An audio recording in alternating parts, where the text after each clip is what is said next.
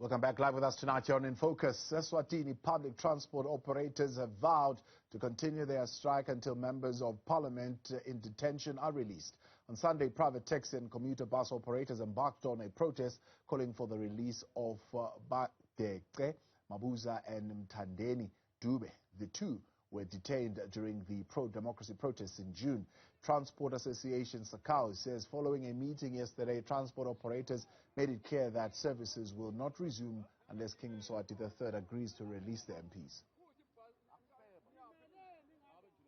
Let's get more details now for you on these developments. I'm joined by Mlungisi Makhanya, President of the People's United Democratic Movement. Mlungisi, good evening and thank you very much for your time. Despite the crackdown we saw in June, July, we are seeing the pro-democracy protests erupting again. What does this indicate? Good evening and good evening to the viewers. Maybe one must set the record straight here. The protest has never stopped in Swaziland. Ever since we started in June, we have never stopped protesting. What ultimately happened is that having seen that Mswati had unleashed soldiers who were indiscriminately killing our people, we decided as the leadership to take a tactical decision that let's protest without necessarily occupying the streets. But let's go back into our communities. Let's go back into our various members and sectors in society and organize so that when we come back onto the streets, we come back bigger, more impactful and organized. The problems that we were protesting about in June still persist. And this is the reason why today the public transport operators have joined the march of all the people in Swaziland that is making one demand and one demand only: freedoms and democracy now. Yeah. Not only the public transport sector joining, but the pupils as well in schools have joined this particular protest. Is that the reason why the schools were shut down by the Minister of Education? Yes, the government decided to shut down the schools because learners had joined the protest. But our message to the learners is very clear. Schools are not closed. We are the ones who are going to announce if schools have to be closed, which is why we call upon all learners to wear their uniform come Wednesday. Make sure that they join the protest in Baban, those that are in Baban and surrounding areas. And those that are not in Baban will gather in their respective schools and march to the nearest main roads where they will be staging protests. They will be joining other protests that will be taking place. The biggest federation of women in Swaziland has organized a series of protests, and some of those protests will be taking place on Wednesday in different areas in the country. Yeah. So learners must still be organized. We will be telling them what action needs to happen. One of the things that learners need to be demanding is for government to reopen schools because they have been at home for too long. As part of your tactical strategy, are you targeting businesses? Yes, look, businesses are equally suffering, like all of us. Many businesses have approached us complaining about the fact that the king will just approach businesses and demand huge amounts of money that we call in our language gwethula. And many businesses simply can't breathe. Simultaneously, they've been complaining that there's not been a comprehensive relief package and there's been the revenue authority that has been knocking on its doors.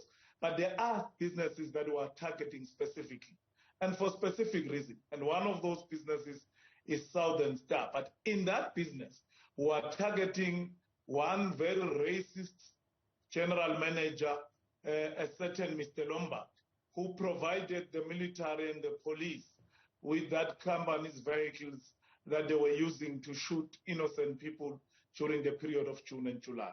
Yeah. The call by the spokesperson of the king, they're saying that His Majesty has communicated a number of times that dialogue will be initiated with Eswatini to find solutions and a political future. Is it just mere speak? Has there been any endeavor or attempts to get you around the table to have this dialogue? That is nothing but a bluff. We're talking about a king here who referred to Swazis as drunkards and dacha smokers. And he said he will never engage drunkards and dacha smokers. That is the man that we were talking about, who has been referring to us in a very disparaging and paternalistic tone. What we are clear about is that we will not engage with Mswati, for instance, until those children that he continues to keep there. There are pictures that are doing round of a child who's always behind the king, shabbily dressed. Even when they dine those parasites, they don't even make sure that they give that child food. It's the same thing with Mswati's mother. Wherever she is, you'll see a young girl next to her. And those children need to be freed from those hostages, because we can't allow a situation where young kids are used for nefarious multi-beliefs. Those kids need to be at school. They need to be accessing education. And the mistake that he makes, he thinks that our call for dialogue is about dialoguing with him. No, the dialogue we are referring to is a dialogue amongst us Swazis, so that we can map a clear way forward on a new democratic dispensation. We're not interested in dialoguing with a man whose hands are dripping in blood. We're talking about a man here who ordered his army to kill over 80 people. We're talking about a man here who continues to brutalize citizens. As I'm speaking to you, today, citizens were brutalized in various towns in our country. As I'm speaking to you, people were killed over the weekend by Mswati's security apparatus. Who will be interested in engaging with a murderer who's not committed in finding a long-lasting solution? Now, as you put it already, he's been consistently ignoring these calls for reform. What do you think this particular tactical strategy is going to yield any different results? Well, he's making the mistake that all dictators make, of thinking that he can use force to suppress the will of the people. History has shown that you can never win against a determined people. The people of Swaziland have had enough. The people of Swaziland have decided that they are not going to allow a day longer a situation where just one man and his family is going to run our lives and impoverish us, who are such a small country with such a small population and a relatively small economy. It is inexplainable how come we would have one of the richest leaders in the continent, and it is precisely because all that is supposed to be going to the nation as a collective is going to feed him and his family. How long then are you expecting the transport sector to be a part of this? And are you, I mean, the buses and so forth on the main roads, how long will they not be available for the people? Well, they will not be available as long as Amos Mbedze is in prison. They will not be available as long as Honorable Batsete Mabuza and Honorable Mtandeni Tuba are in prison. They will not be available as long as Honorable Mtutuzi Smelane and all political exiles are still not allowed to return in the country. They will not be available as long as political parties are banned. They will not be available as long as Mswati enjoys the powers that he enjoys now. We are determined that this time around, we're just not going back. Prime Minister Cleopas Sipho is quoted here saying that you are using school children in advancing your political goals. If there is one person who's using children to advance his political objectives, that is the Prime Minister and the government that he leads together with Mswati. Because it's a Prime Minister who's selfishly having his own kids attending in private school and closing schools where our children are attending as the working class.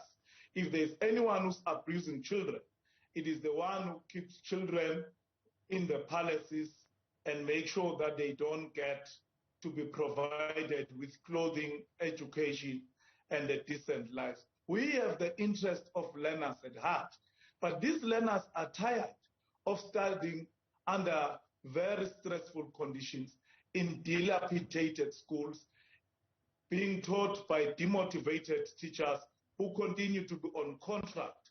And it is for this reason that the Public Sector Association, of which it includes the Teachers Association, will be marching on Wednesday on the streets of Mbaban, demanding salary adjustment, precisely because they are stressed themselves. So if there's anyone who's not having the interest of the children in terms of education, it is this government that ensures that teachers are not rewarded as per the work that they give.